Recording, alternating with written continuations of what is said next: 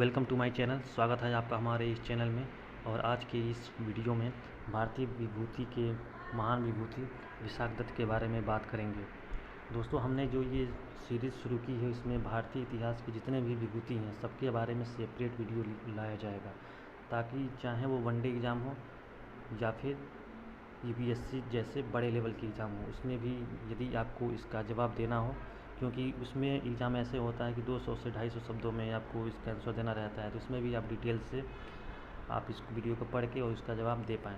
तो चलिए शुरू करते हैं। इस विशाखदत्त का जो आज चैप्टर है इसके बारे में हम पढ़ते हैं। फ्रेंड्स, विशाखदत्त संस्कृत भाषा के सुप्रसिद्ध कवि और नाटककार थे। ये गुप्त साम्राज्य से संबंधित थे। गुप्त साम्राज्य में चंद्रगुप्त विक्रमादित्य जो थे, मतलब समुद्रगुप्त के जो बेटे थे चंद्रगुप्त द्वितीय, उनके दरबार से ये संबंधित थे, ऐसा माना जाता है।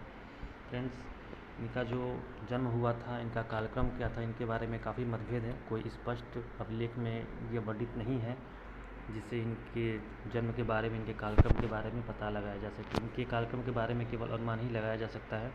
जो अनुमान ये लगाया जाता है कि ये चंद्रगुप्त विक्रमादित्य से संबंधित थे।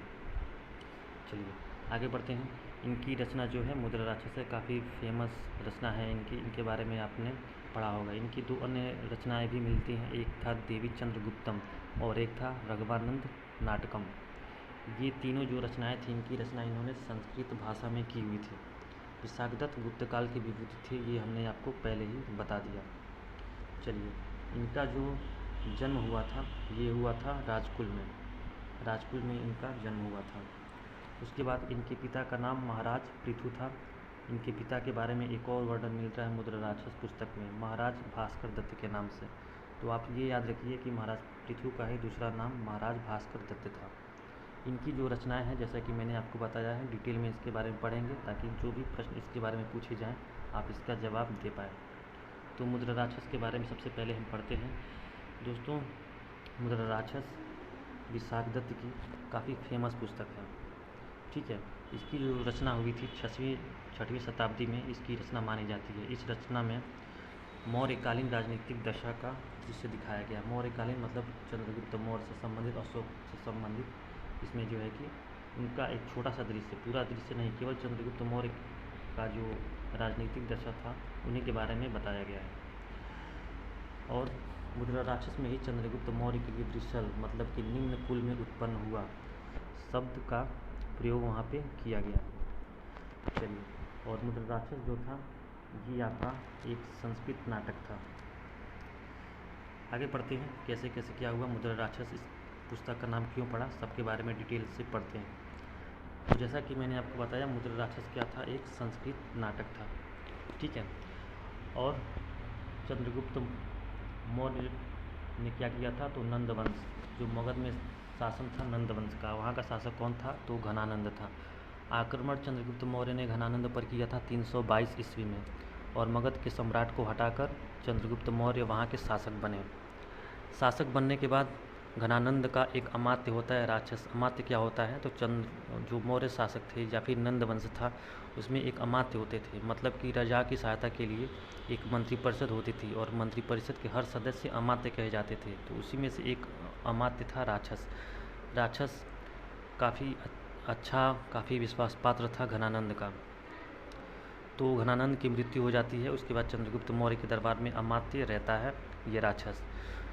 तो चंद्रगुप्त मौर्य चाहते हैं कि राक्षस हमारे साम्राज्य में भी ये अमात्य बना रहे, लेकिन यहाँ पे एक स्थिति ये आ जाती है कि राक्षस जो घनानंद का विश्वास पात्र था और घनानंद का शत्रु थे चंद्रगुप्त मौर्य, तो उनका भी विश्वास पात्र होना ये कैसे संभव हो सकता है।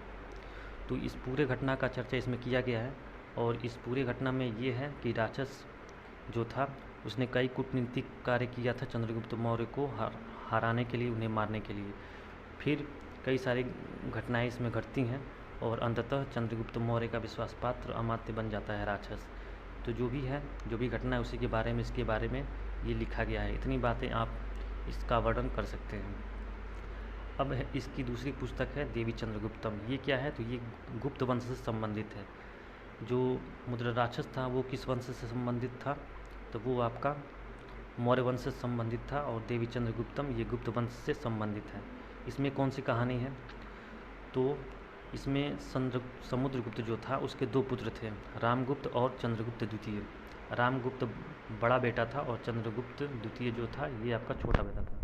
तो समुद्रगुप्त के बाद रामगुप्त राजा की गद्दी पर बैठता है और उसकी पत्नी रहती है ध्रुव देवी। ये काफ़ी कमज़ोर शासक रहता है।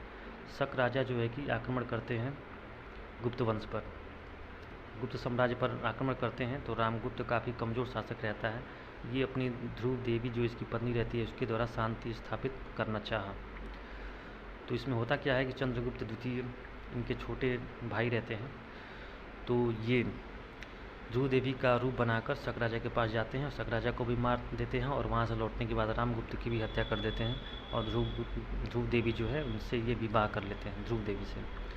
और उसके बाद ये राजा बन जाते हैं गुप्त साम्राज्य के। इन्होंने विक्रमादित्य की उपाधि भी धारण की थी और इनका जो कालक्रम था 375 ईस्वी से 415 ईस्वी तक ये गुप्त साम्राज्य पर राज करते हैं। ये चंद्रगुप्त द्वितीय के बारे में था। तो ये पूरा जो वर्णन है ये आपका मिलेगा देवी चंद्रगुप्तम में।